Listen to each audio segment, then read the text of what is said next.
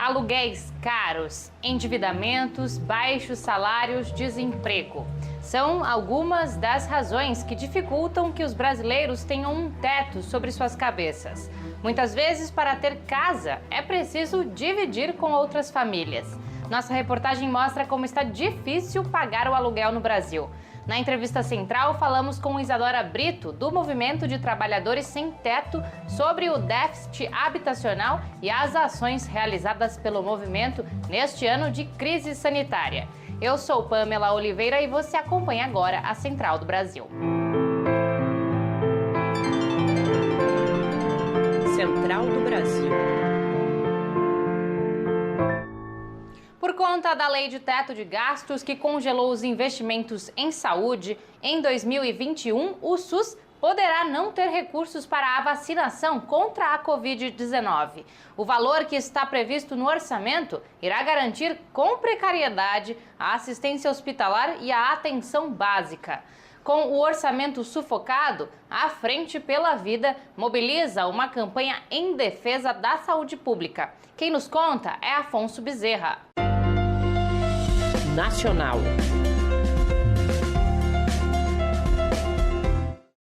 A Frente pela Vida convoca a sociedade brasileira para a campanha O Brasil Precisa do SUS, uma mobilização nacional que reúne diversas entidades pela defesa do Sistema Único de Saúde. Entre as pautas que serão tratadas em um encontro online no próximo dia 15 de dezembro estão a defesa da vacina para todos e todas e a pressão sobre os congressistas pela manutenção do orçamento emergencial em 2021. Uma petição pública com mais de 500 mil assinaturas busca sensibilizar parlamentares sobre o tema. Preservar e ampliar o financiamento do SUS é crucial para garantir a vida da população no pós-pandemia, como aponta Gulnar Azevedo, presidente da Associação Brasileira de Saúde Coletiva, a Abrasco. Então, a gente coloca a necessidade do financiamento adequado, do fortalecimento das políticas, da valorização dos profissionais, temos que considerar isso, e hoje uma questão central que tem a ver com o acesso a vacinas. Fortalecimento do Programa Nacional de Imunização, que para ter vacina chegando a todos tem que ter um programa forte. O movimento é responsável pela construção de um plano de enfrentamento à Covid-19, em resposta à falta de coordenação do governo federal. Também se destaca pela crítica aos decretos e portarias que desmontam serviços do SUS, como a tentativa de privatizar as UBSs e o fim de programas importantes da saúde mental. A campanha O Brasil Precisa do SUS denuncia a intensificação desses ataques, exatamente no período em que a população mais precisa de uma saúde pública de qualidade, como aponta Fernando Pigato, presidente do Conselho Nacional de Saúde. A gente, quando lançou essa campanha agora, está lançando, na verdade, mas já tem numa construção da própria Constituição da Frente pela Vida, é para destacar ainda mais a importância do SUS para o nosso país. Por isso, o Brasil Precisa do SUS é essa campanha que vem reforçar justamente a importância que tem esse sistema para a nossa vida. 8 capitais brasileiras estão com lotação das unidades de terapia intensiva superior a 80%. Florianópolis, que se prepara para o turismo de final de ano, tem 98% dos leitos de UTI ocupados. O Rio de Janeiro, 92%. No Rio, pelo menos 252 pacientes com suspeitas de coronavírus aguardavam por leito de UTI esta semana. Na cidade de Recife, mesmo após reabrir 77 leitos de UTI, a ocupação está em 87%. Por conta do aumento dos casos e óbitos por coronavírus, o estado de Pernambuco anunciou esta semana que estão proibidas as festas de Natal e Ano Novo em espaços públicos, hotéis e condomínios. Vamos agora dar uma paradinha na cultura. Hoje tem dica dupla, um romance e um álbum que encontra o rock clássico com o samba paulistano. As sugestões são da produtora cultural Melina Rickson, de Pernambuco. Parada Cultural. A dica que eu trago hoje é esse disco maravilhoso de Kiko Dinucci, Rastilho. Foi lançado esse ano, para mim é o melhor lançamento do ano. E a capa maravilhosa de Pablo Saborido. Kiko toca sozinho, mas parece que ele é acompanhado de um monte de músico. É realmente incrível. Essa é a minha primeira dica. E a segunda é esse romance de Helena Ferrante, A Vida Mentirosa dos Adultos. Aqui ela trata sobre adolescência, sobre família, sobre hipocrisia, sobre sociedade. Vale demais. Uma leitura que passa assim, ó, rapidinho. Livro e disco. Super legal. No Brasil, quem ganha pouco vê o seu salário sendo consumido quase na totalidade por gastos com moradia, transporte e alimentação, segundo o IBGE. Pessoas em famílias com menor grau de escolaridade gastam quase 20% do salário apenas com o alimento. Em média, o aluguel é responsável pela maior parte das despesas dos brasileiros. Quem conta mais é Nayá Tauane. Trilhos do Brasil. A questão da moradia no Brasil é negligenciada pelo governo federal. Agora, a pandemia escancarou ainda mais a crise habitacional existente no país. Um estudo do IBGE de novembro apontou que o gasto com moradia é a principal despesa das famílias brasileiras, destinando quase 40% da renda mensal para esta conta. Sandra Silva é coordenadora da ocupação Jardim da União em São Paulo e fala sobre o aumento do número de famílias que estão sendo despejadas por não conseguirem pagar o aluguel. Quando eu vim parar numa ocupação foi para fugir do aluguel. Se estava difícil há 7 anos atrás pagar aluguel, sustentar a família, imagine agora na pandemia. O governo ele nunca tratou moradia como uma necessidade, porque a cada dia que passa, mais e mais famílias batem a nossa porta pedindo um lugar para morar, um espacinho para morar, porque está sendo despejado, porque já foi despejado, porque já está morando debaixo da ponte. O preço médio do aluguel de um imóvel padrão no Brasil custa R$ 1.800, de acordo com o índice FIPZAP Locação. Com o salário mínimo totalizando R$ 1.045, ter esse direito básico à moradia se torna quase inviável. Augusto Coelho, morador de Goiânia, comenta sobre a dificuldade de pagar o alto preço do aluguel e como essa despesa afeta nas famílias brasileiras. O preço do aluguel é um preço excessivo, né? É um preço que não atende as famílias mais pobres. A gente tem muita gente que não consegue pagar o aluguel, muitas vezes recebe um salário mínimo, metade do seu salário vai para pagar o aluguel e o resto vai para as outras despesas, como água, luz, né? As compras de casa. E aí a pessoa chega um momento que a pessoa tem que escolher entre pagar o aluguel ou dar alimento para os seus filhos, ou poder estar comendo.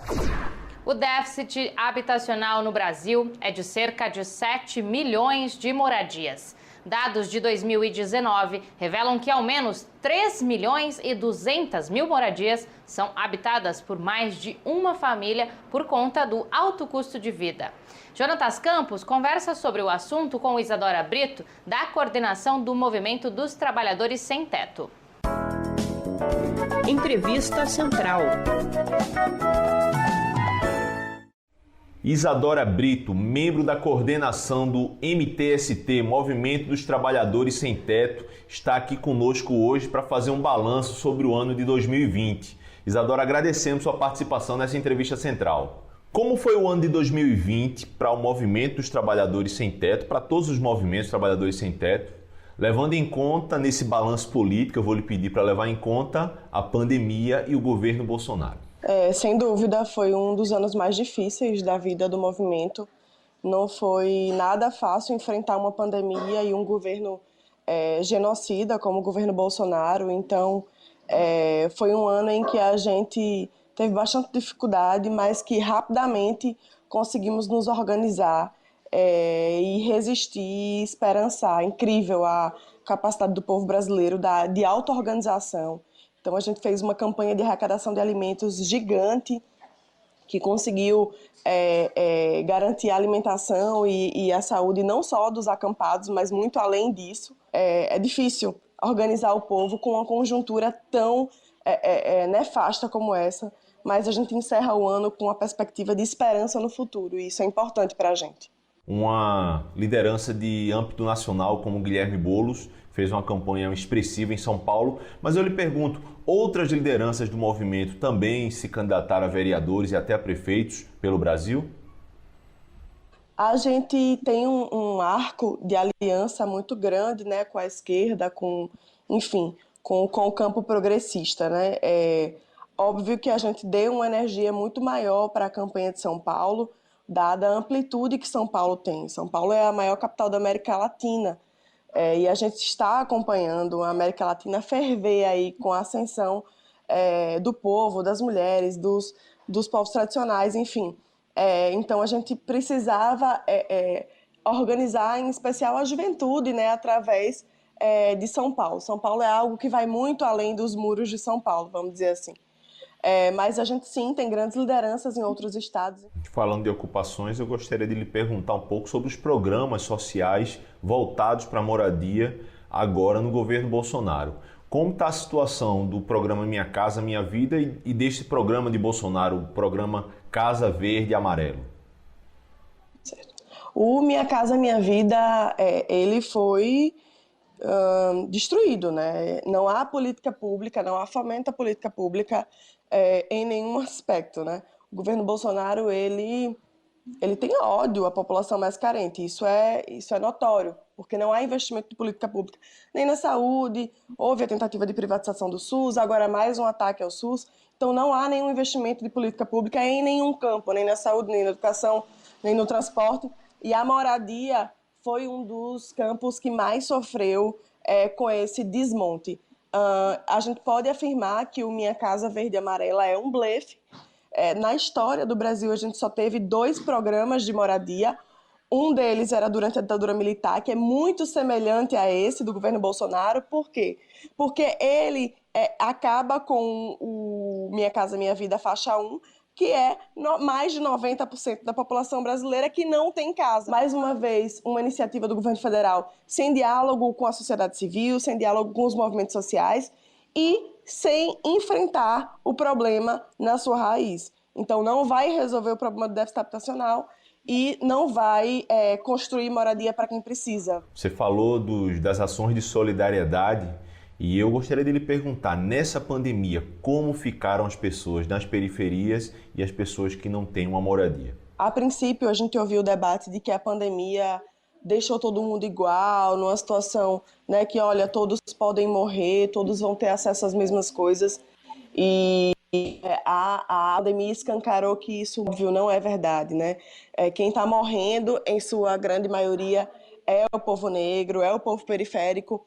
A gente vivenciou bairros em que não chegou água durante 2, 3 dias, aí em Recife, aqui em Sergipe, em São Paulo, várias comunidades. Então, assim, escancarou o quão desigual é o país e o quão privilegiado é aquelas mesmas famílias, aqueles mesmos locais. E eu finalizo a entrevista lhe perguntando quais as perspectivas de luta para 2021. O investimento que a gente fez nos trabalhos coletivos dentro das ocupações também nos deu um outro olhar de que, olha, a gente sabe debater uma economia solidária, alimentação sem veneno, a gente sabe debater política dentro das ocupações, o povo sabe, né, de tudo isso, sabe construir tudo isso. Nas ocupações tem tudo, desde eletricista, a professor, a estudante, a marceneiro. Então, a gente, de fato, sabe discutir isso. Foi um ano que a gente debateu com muita firmeza a tributação de grandes fortunas, a necessidade de um auxílio não emergencial, mas um auxílio permanente para as pessoas não passem fome. Um país tão rico como o Brasil, é inaceitável que as pessoas passem fome. A gente encerra por aqui. Mande sua mensagem para a gente no WhatsApp, anota aí. DDD 11 9 3081 3336. Até amanhã.